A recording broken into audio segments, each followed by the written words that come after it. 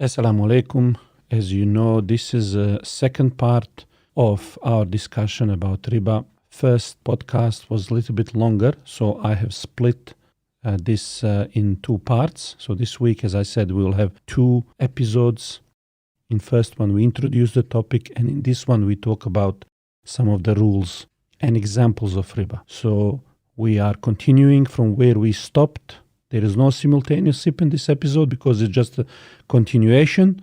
If you are ready with your coffee and everything, you can still follow and relax nicely. And so I will just let you continue this very interesting discussion, talking about three rules from Imam Nawawi that describe our way of thinking about riba and prohibited transactions. So here we go. These rules are summary from Imam Nawawi, and you can find them in Understanding Islamic Finance, Muhammad Ayyub book on page 52, nicely summarized. And we'll be using them to start our key understanding into these rules of riba. So the first rule, and I'll mention the rule, I'll give you maybe a couple of examples, and then we'll continue more and more. So remember how we said every contract you have two things, subject matter and the payment. So two things, I'm giving you something, I'm taking something. Always think in contract, what are we exchanging? What am I giving you? What do you give me? We said there could be a number of variations of these things. Let's say in our case, we could exchange something to do monetary, money, like gold, silver, we'll consider that as a money. We'll also consider money as money, any kind of money. Yeah. And everything else, let's say for argument's sake, we will consider non-monetary assets. Now, in non-monetary assets, later we will make a distinction between all assets and specific riba, we will call them assets. A little bit more later on about that. So this will be a little bit maybe complicated, maybe 10 minutes, but just pay attention. I'll put the notes on the website. If you never come across these rules, let's see how you go with this. When underlying illah of the two goods being exchanged is different, so this is the main reason, the cause. When this is different, then shortfall or excess and delay both are permissible. Example is when you exchange gold for wheat or dollar for car. If you have a transaction where two things that you are exchanging are from different groups. One is asset, another one is monetary. So let's call this like a families, two families. One is monetary, money, family of money, family of assets. Yeah. So whenever in a contract you're exchanging two different types of families, money for assets, in that case, there is no problem. It's permissible to have profit, excess, and to have a delay of one. If I'm giving you money for a car, what this rule is saying that I can charge you whatever I want. I could charge you 5,000, 6,000, 7,000, whatever I want, because it's offer and acceptance here. Yeah? Mm-hmm. As long as we are free to enter this transaction, you may value your car whatever you want to value it. I will buy it if that makes sense to me. You are free to give offer. I'm free to accept if I want. If we match, if we meet halfway, we have a sale. So Sharia doesn't say you cannot do that. You can negotiate. So we can have whatever profit we want in that surplus. Also, if you choose to pay me that car in installments on credit, that's also fine. So that's the first rule. In another way, if you could also pay me and then I manufacture a car. Any way you want, that I make you a new car and sell you a new car, that I bring it later on, or the other way. There are some subgroups that we will not go now with this to make it too complicated. At the basic level, it's not the only thing. I mean, we could say more about this. Like, for example, if the car is second-hand, you can't give car later on because you don't know what condition it will be later on. If you're selling something at second-hand that is not fungible, you need to bring it now. Right? Money is fungible, so it doesn't matter which serial number money is. So you can pay it later on because you know what you're getting, all right? But in general, we are talking about delaying something which is permissible. Be like when you're at a restaurant and it's like you pay and then they bring you your food. Is that an example? You could say that. It's more like customarily you eat and then you pay later on. Yeah. So that's fine. Yeah. Right? You don't need to have hand-to-hand. Mm.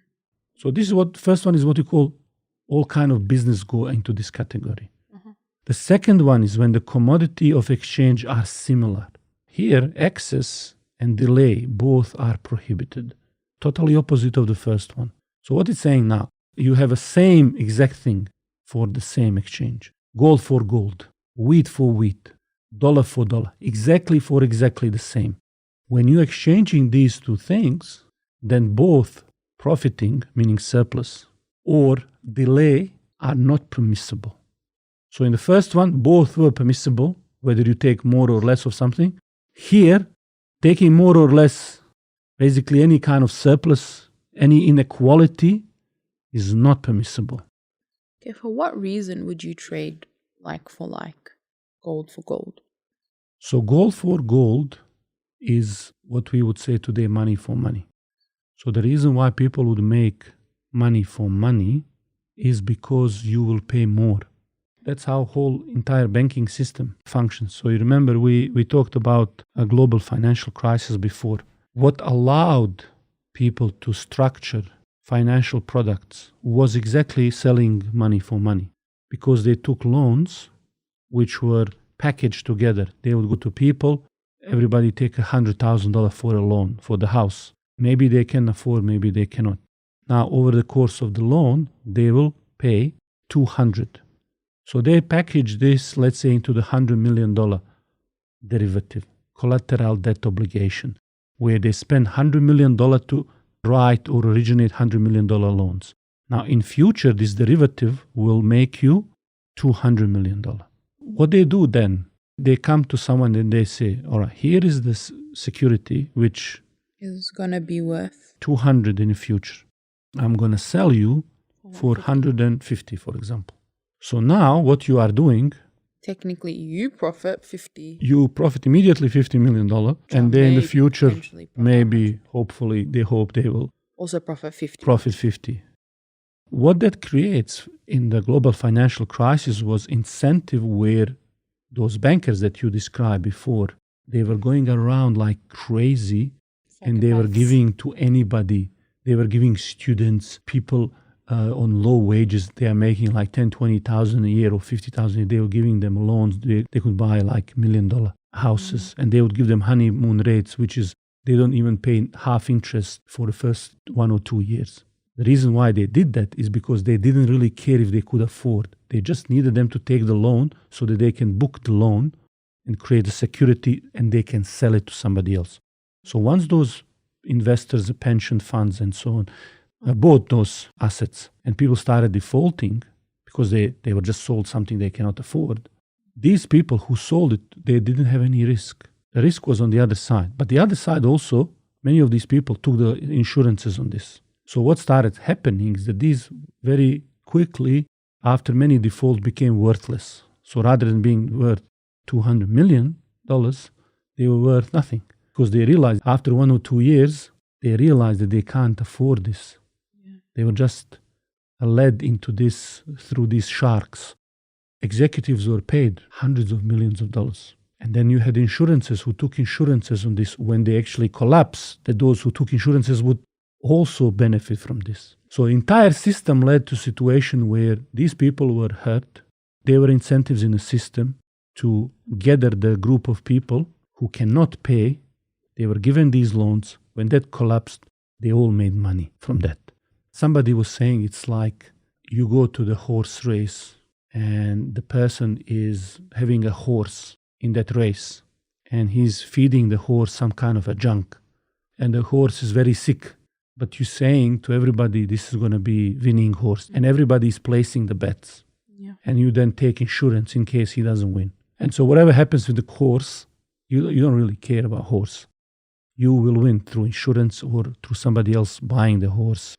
What led to this system of incentives that was called financial cancer, that almost collapsed economies around the world, destroyed millions of lives? And then those same people had to pay to those big insurance corporations and big banks to bail them out. And it led to the massive bonuses, and nobody was really jailed or anything like that. So what led to that is ability. Fundamentally, yes, people did it for rating agency lied. People wanted to make money, a lot of corruption, a lot of things, governance, people not knowing what kind of products they were dealing. All of this true. But what allowed it to happen is ability Trade money. to sell money for money. So that's why prohibiting selling of gold for gold, unless it's equal for equal, is that we don't want to see the system like that. Financial cancerous system being developed that can create that. And also the fact that like you can't have even, yes, profit, but then you can't also have the delay, because that's what they were promising. One side would get immediate profit, the other side would get delayed profit. So they work Both- together. Yeah. That's why they say time is money. I give you some time with this money, and then you give me more. So that's like compensation. Cost for the opportunity of using money somewhere else. And the third rule is when the commodities of exchange are heterogeneous, meaning different, but the illa is the same, as in the case of exchanging gold for silver, or US dollar for Japanese yen, or wheat for rice. Then excess deficiency is allowed, but delay in exchange is not allowed. So what they're saying now? Excess is allowed? No. Deficiencies. Yeah, excess. So to negotiate the price, let's call it surplus. Charging more or less for something is allowed, but delay is not allowed. So what we're talking about here is that within the same family, within the same group, we have a different members. So in this case, let's say we're talking about money, then we have dollar for euro. So we can now exchange it with any ratio we want. Maybe $100 for 50 euros. It's not going to be 1-to-1. So that's okay. Whatever is the we think it's Customary, worth. yeah. But what's not allowed is to give a delay for one. In a similar way, wheat for rice. Maybe you want to give 2 kilo of rice for 1 kilo of wheat, but you have to pay it on the spot. Now, why is that? The reason why you don't want the delay is because people ask for surplus with delay. Just like here, if you allowed when exchanging currencies delay, what would happen? Value could change. People Value would can ask. change, but also I will factor that delay in my exchange rates then. So I will then profit from the delay itself. It's not anymore going to be genuine ratio of exchange rate that is impacting the transaction. So as long as you're doing it on the spot, you know, we're going to exchange it. There is no reason for us to do it in unusual amounts. Why would I pay you double for your euros on the spot?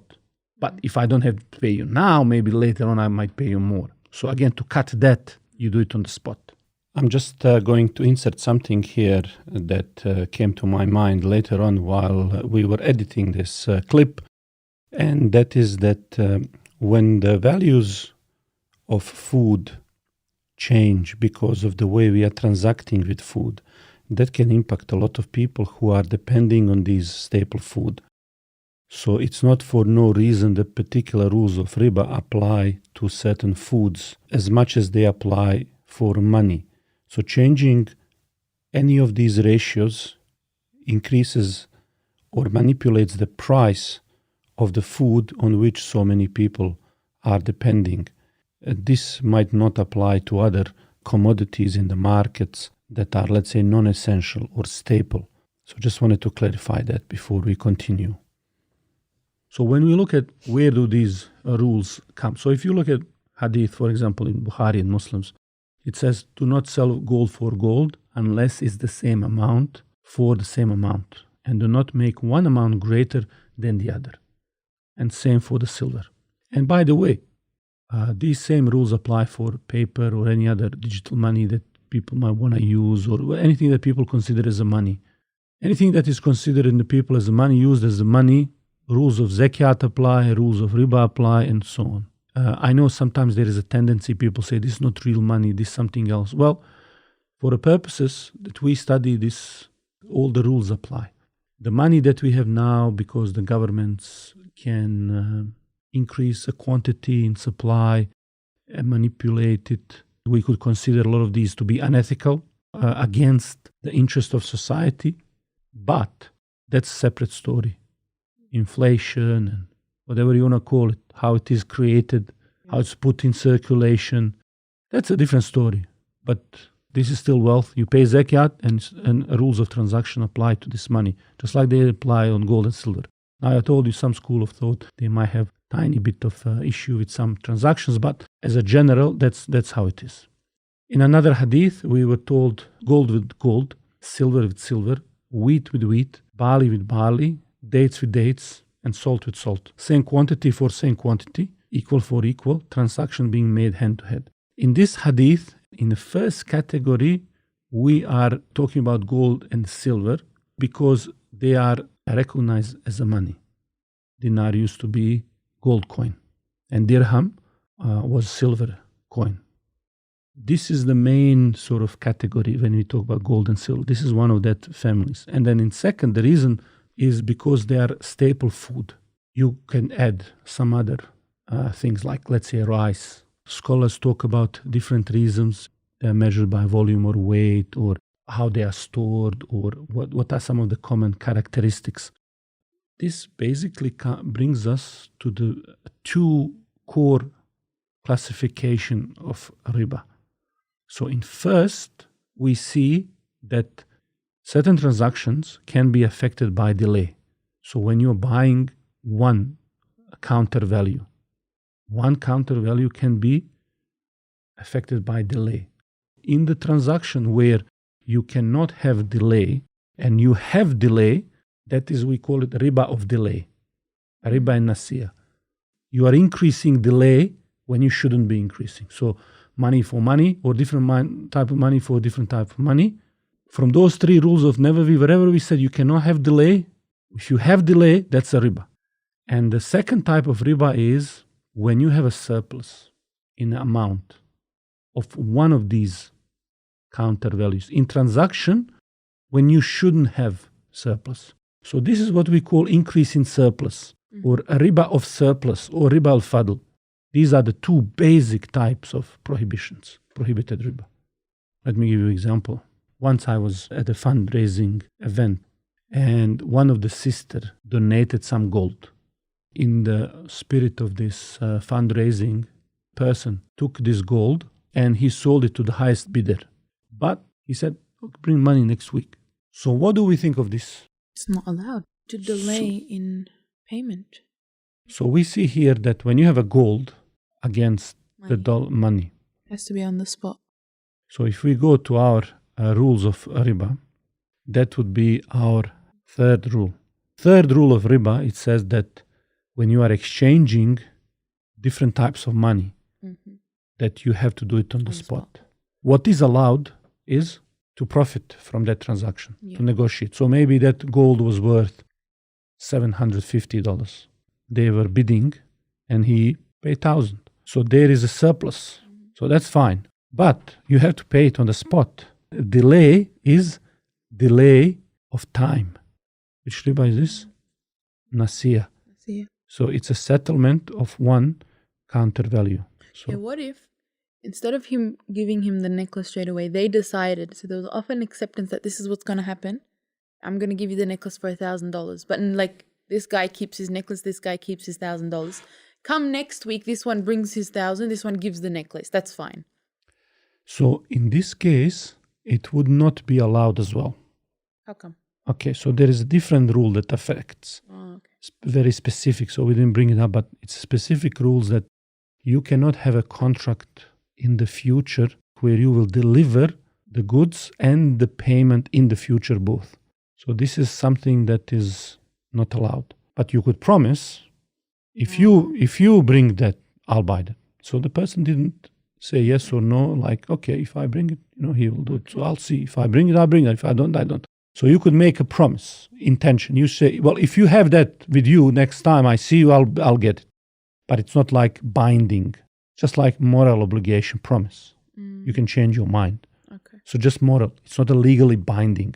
If you make it legally binding for the two sides, then it's a problem. Yeah. So this is what we say, it's a debt against debt, future debt. But the way you do it, if you are in that situation, for example, is that you could go and say, all right, so I have to pay it. So you go to the office. People are donating money. So you go to them. You say, can I borrow $1,000? He then goes with that 1,000 to another person where he bought, and he takes his gold and gives him money. And then there is a loan that he pays later on that he took. Okay? Yep. These are two separate. So this is how you can sort of fix that transaction. Let me give you just a few examples. If you exchange, let's say, $50 for 25 euros on the spot. That's fine. That's fine. So Third transaction. So that's fine because it's okay to have different ratio. On the spot. And on the spot, that's legit, yeah. What about if you say here is $100 and you'll give me silver coin in 1 week? Not allowed because of the delay of time. So we have a delay of time between different types of money. What about if I say here is 5 kilo of dates for 6 kilo of rice in 2 weeks? Not allowed, but delay of time again. Yeah. If it was on the spot, it would be allowed. Right, it would be. So all of these were within... the third category. So here, rice and dates, for example, we would consider the same. They are same. These are ribawi, on which riba applies. So they would be the same sort of category. What about if you say here is $100 for 10 kilos of dates on the spot? It's allowed. Right. So that would be just normal transaction. What about in 1 month? You give dates in 1 month. That's also allowed because they're from two separate. One is monetary, one is not. Yeah. And so we've seen that, for example, in Medina, when Prophet ﷺ would allow this contract of salam, where people pay now for dates later on. And he, sallallahu alaihi wasallam, used to buy some staple food on credit. Okay. What about paying for the shares of the company in installments? Here's the shares of the company, and you pay for installments. What would shares be considered, monetary or non-monetary? Yeah, so it's a good question. Shares of what? So you would need to consider what the shares represent. Yeah. So if majority of the shares, so that's why when you see investment, when they do investment rules, they would do how much intangible, like receivables, cash, any kind of cash equivalents asset they would be in the company. So let's say if majority of the firm is cash or cash equivalent assets, then you wouldn't be able to do it in. So you wouldn't do it in installment because majority takes everything. So you would consider that then as a share in money. Yeah. You couldn't then negotiate. You would need to establish the price, and you couldn't also delay the payment. Yep. But if, let's say, that represented some business where cash or cash equivalent or receivables are less than, let's say, half or less than third, what about then? Would you be able to buy? Yes, you would be able to buy with a delay. Yeah, so in that case, it would be like any other asset, you can buy it. What about if you purchased iPhone in installments over 12 months? Yes. So what rule would that be? The first one. The first one where you do that. What about bank loans? Where would that fit? Bank loans? Bank loans, home loans, for example. No. So what do we have? What is being exchanged in bank loans? It's an amount of money. We have, let's say, $100,000 for future $150,000. Right. So that's money for money. Money, yeah. So we have problem in surplus and delay. So we have both of these problems. What about somebody charging for sale or agency commission? Doing something. Would that fall under any of these prohibitions? No. So why was that? Where would that be? It's the first one. It'll be a service for money. Yeah. So it would be a service for money. You are charging. That would be what anyone who works. So what would be the contract of exchange in a commission? Wouldn't it be your time for money? You did something for somebody. So you are trading for commission. You are putting your time, your effort against the payment. Right? So that would be the first rule. Okay, what about something like performance fees?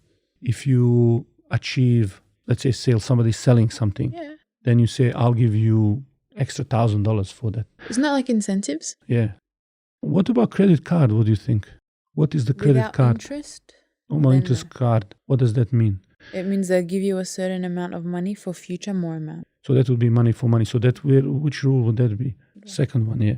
Any time that you take surplus more, that's riba al-fadl, okay? Anytime there is delay in these loans and so on, that's an asiyah. So always it's important to see, are we violating time or surplus, what we are increasing? Do you know derivatives, futures, No. options and so on? So this is like in the future, you are delaying both payment and delivery of something. So do you have forward type of contract where you pay something now to get it in future? And then futures, options and swaps and all of these derivatives where both is delayed in future. So these are not allowed because, again, they violate that principle we just mentioned. There is another concept that a lot of people use in the modern banking called securitization. So what they do, remember how I told you they package the loans? Yes. Let's say $100 million, that will in the future be 200. So that cash flow. So now you have a cash flow coming from that security of 200 million. So then they discount that. So they say this is a $200 million asset. It will generate cash flow or any cash flow. I could sell a box and somebody is paying $10 each month. So then each month there is amount over the period of 1 year. Can I now sell that cash flow for less money? No. Why is that? Because you're selling money for money again. Right. So it's not only that we cannot sell money for surplus, we cannot also discount cash flow, discount money. Because the idea is that money needs to be exchanged one-to-one. Yeah. In a lot of businesses, they have something called factoring or a service where you sell a product and then instead of waiting for the business to pay you invoice, you can sell that invoice. And they pay you, let's say 90%. Let's say you sell somebody ice cream, $100 ice cream. So rather than waiting then 1 month or 2 months, it affects your cash flow. And you say, you know what? I'd have rather 90 now than waiting 100 later. So there's this company that comes in between and they say, okay, we'll buy that loan.